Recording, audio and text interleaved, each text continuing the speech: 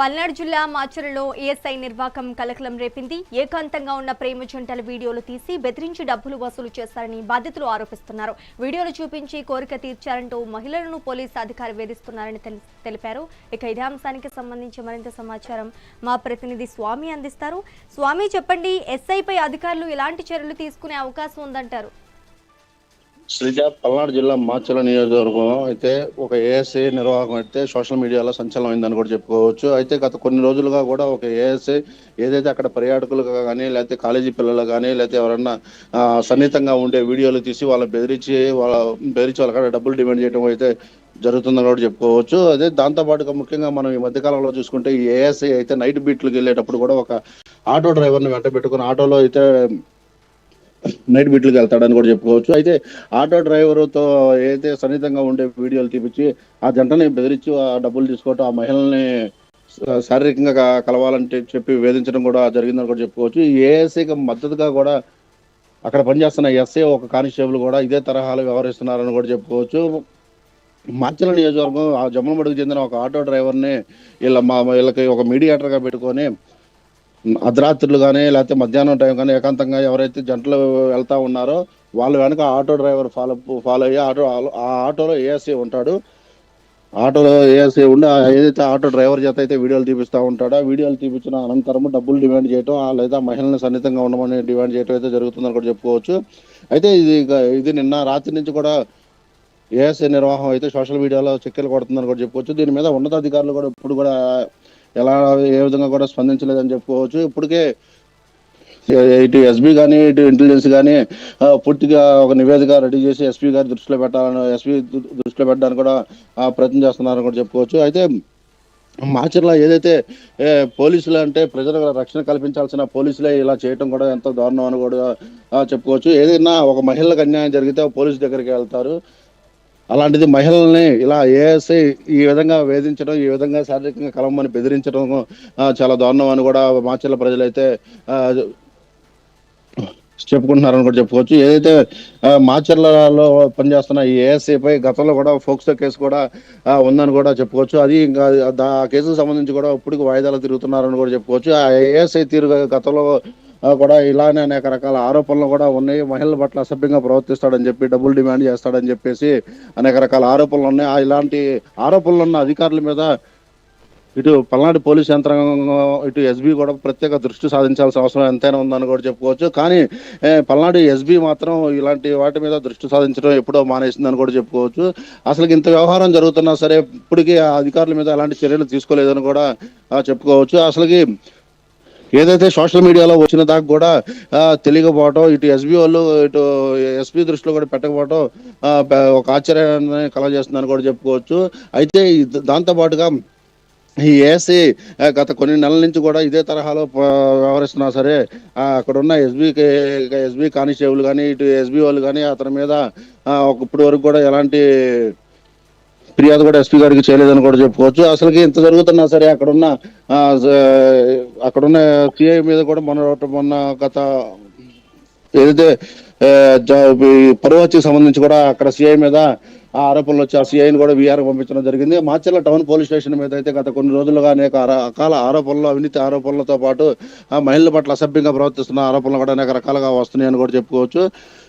ఏదైతే ఈ ఏఎస్ఐకి సంబంధించిన ఒక వీడియో అయితే సామాజిక మాధ్యమాల్లో వైరల్ అవుతానే ఉన్నాయి. ఆ సామాజిక మాధ్యమాల్లో వస్తున్న వీడియోని చూసి ప్రజలు కూడా ముఖ్యమైన వేలేసుకుంటున్నారని చెప్పుకోవచ్చు. ఒక పోలీస్ అధికారి అయ్యుండి కూడా ఒక మహిళ పట్ల అలా ప్రవర్తించడం చాలా అన్యాయం అని చెప్పేసి 10 మంది చెప్పాల్సిన ఒక పోలీసు అధికారి అయ్యుండి ఇట్లా ఒక మహిళపై ఇట్లా బలవంతంగా తనతో ఉండాలని చెప్పేసి బెదిరించడం, తనతో సన్నిహితంగా ఉండాలని చెప్పి చేయటం కూడా చాలా అన్యాయ దుర్మార్గం అని కూడా ప్రజలు అనుకుంటున్నారు. ఏదైతే అతను డ్యూటీలో ఉన్నప్పుడే యూనిఫామ్ లో ఉన్నప్పుడే ఎక్కడైతే ఒక మహిళ ఇంకొక వ్యక్తి జంటగా కలిసి ఉండటం చూసి ఆ మహిళని ఆ వ్యక్తిని బెదిరించి డబ్బులు తీసుకొని ఆ మహిళలతో రైట్. ఓకే స్వామి, అదే విధంగా ఎస్ఐ కానిస్టేబుల్ పై కూడా సస్పెన్షన్ వేటు వేసే అవకాశం ఉందంటారా? ఇప్పుడు వరకు అయితే ఎలాంటి సస్పెండ్ చేసే అయితే ఇప్పటి వరకు అయితే ఎలాంటి రిపోర్ట్ అయితే ఇవ్వలేదని కూడా చెప్పుకోవచ్చు. అయితే ఇది మొత్తం పూర్తిగా అయితే ఒక నివేదిక రెడీ చేస్తున్నారని కూడా చెప్పుకోవచ్చు. ఏ క్షణమైనా ఇటు ఏఎస్ఐతో పాటు ఆ ఎస్ఐని కానిస్టేబుల్ కూడా సస్పెండ్ చేసే అవకాశాలు ఉన్నాయని కూడా చెప్పుకోవచ్చు. అయితే ఆ ఎస్ఐ కూడా కొత్తగా 2025 బ్యాచ్ అవ్వడం కూడా కొత్తగా వచ్చిన ఎస్ఐ ఇలా చేయడం కూడా ప్రజలు అనేక ఆరోపణలు అయితే ఉన్నాయని కూడా చెప్పుకోవచ్చు శ్రీజ. ఆ ఎస్ఐ గత 6 నెలల క్రితం అక్కడికి డిఓ బడి అక్కడికి వెళ్ళాడని కూడా చెప్పుకోవచ్చు. కొత్తగా వచ్చిన ఎస్ఐ పబ్లిక్తో ఎంత మమేకమై ఉండాల్సింది. పోలీస్ అంటే ఫ్రెండ్లీ నేచర్ అని చెప్పేసి అవేర్నెస్లు చేస్తారు, కానీ ఫ్రెండ్లీ నేచర్ కానీ లేకపోతే పోలీసు అధికారులు అంటే గౌరవించడం కానీ ఈ మధ్యకాలంలో వీళ్ళు పోలీసులు చేసే వ్యవహారాలను చూసి ప్రజలు కూడా వీళ్ళ మీద విసుగెత్తిపోయారని కూడా చెప్పుకోవచ్చు. అయితే ఒక పోలీసులే ఇట్లా చేస్తుంటే ఇంకా సామాన్యుడు ఎలా చేస్తాడని చెప్పి కూడా దీని మీద ప్రజలు కూడా చర్చించుకుంటున్నారని కూడా చెప్పుకోవచ్చు రిజా. ఏ అదేవిధంగా క్షణమైనా ఉన్నతాధికారులు దీనిపై ఎలా స్పందిస్తున్నారు? ఇప్పటికైతే ఎస్పీ బి కృష్ణారావు అయితే దీని మీద ఒక నివేదిక చేసి అసలుకి ఎప్పుడు జరిగింది, ఆ ఆటో డ్రైవర్ ఎవరు ఏంది అనేది కూడా పూర్తిగా ఎంక్వైరీ చేసి ఆటో డ్రైవర్ని అదుపులో తీసుకొని అసలు ఏం జరిగింది ఏంది అనేది పూర్తిగా ఎంక్వైరీ చేయమని చెప్పేసి అక్కడ ఉన్న గురిజాల డిఎస్పీకి అయితే చెప్పడం అయితే జరిగింది. అయితే ఆటో డ్రైవర్ని అదుపులో తీసుకొని అసలు ఎంక్వైరీ చేస్తే ఇలాంటి అఘాతాలు ఇంకెన్ని బయటపడతాయని చెప్పేసి కూడా అనేక రకాల ఆరోపణలు అయితే ఉన్నాయి. ఆటో డ్రైవర్ దగ్గర ఒక్క వీడియోనా ఇంకా ఎలాంటి వీడియోలు ఉన్నాయని కూడా పూర్తిగా పోలీసులు కూడా కంగు తిన్నారని కూడా చెప్పుకోవచ్చు. ఇలాంటి వీడియోలు ఒక ప్రైవేట్ వ్యక్తిని పెట్టి చేయించుకోవడం ఎంతవరకు కరెక్ట్, అసలు ఆ ఏఎస్ఐకి ఈ ప్రైవేట్ వ్యక్తికి ఏంటి సంబంధం, ఈ auto driver Macherla town police స్టేషన్కి ఏంటి సంబంధం అనే కోణంలో కూడా పూర్తిగా దర్యాప్తు చేస్తున్నారని కూడా చెప్పుకోవచ్చు. ఈ మధ్య కాలంలో పల్నాడు పోలీసులు అయితే ప్రతి పోలీస్ స్టేషన్లో కూడా ప్రైవేటు సైన్యాన్ని పెట్టుకొని ఆ ప్రైవేటు సైన్యాల ద్వారా వసూలుకు పాల్పడటం కానీ లేకపోతే ఏదైతే కొంత ఎక్కడైతే ఎక్కడైతే జంటలు ఉండటం కానీ లేకపోతే ఎక్కడైతే కొన్ని అసంఘిక కార్యకలాపాలు జరుగుతున్నాయి ఆ అసంఘిక కార్యకలాపాల దగ్గరికి వెళ్ళి ప్రైవేటు వ్యక్తుల చేత డబ్బులు వసూలు చేయించడం, స్టేషన్లోనే ప్రైవేట్ వ్యక్తులు కూర్చొని పంచాయతీలు చేయడం కూడా ఈ మధ్య తరహాలో ఎక్కువైనాయి అని కూడా చెప్పుకోవచ్చు శ్రీజ. ఈ మధ్య కాలంలో పల్నాడు పోలీసుల మీద అనేక రకాల ఆరోపణలు గత నెల రోజుల నుంచి కూడా పల్నాడు పోలీసుల మీద అనేక రకాల ఆరోపణలు రావడం, వాళ్ళని వీఆర్కి పంపించడం కూడా జరుగుతుంది. అయినా సరే కొంతమంది పోలీసులు తీరు అయితే మారట్లేదని కూడా చెప్పుకోవచ్చు. మాచర్ల టౌన్ స్టేషన్ నుంచి వారం క్రితం కూడా ఒక సిఐ ఒక అవినీతి ఆరోపణ మీద వెళ్ళడం వీఆర్ పిలవడం కూడా జరిగింది. అయితే అసలు ఇంత జరుగుతున్నా సరే సాటి ఉద్యోగులు అయినా మనకు కూడా ఇబ్బంది అవుతామని భయం భక్తి లేకుండా పోతుందని కూడా చెప్పుకోవచ్చు.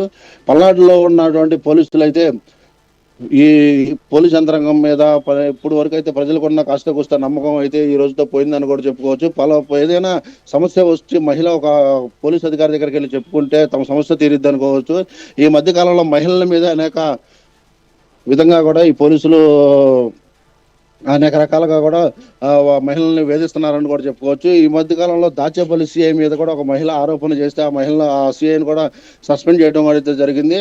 ఇదే తరహాలో గత నెల రోజుల నుంచి కూడా పల్నాడు పోలీసుల మీద అయితే మహిళలకు సంబంధించిన ఎక్కువ ఆరోపణలు కూడా వస్తున్నాయని కూడా చెప్పుకోవచ్చు. ఇటు మహిళలకు సంబంధించి, ఇటు ఫైనాన్షియల్ వ్యవహారాలకు సంబంధించి, ల్యాండ్ సెటిల్మెంట్లకు సంబంధించి ఇవన్నీ కూడా పల్నాడు పోలీసులకు సంబంధించిన వ్యవహారాల్లో ఈ మధ్య కాలంలో ఎక్కువగా బయటకు వస్తున్నాయని కూడా చెప్పుకోవచ్చు Sreeja. Right, thank you for the update Swamy.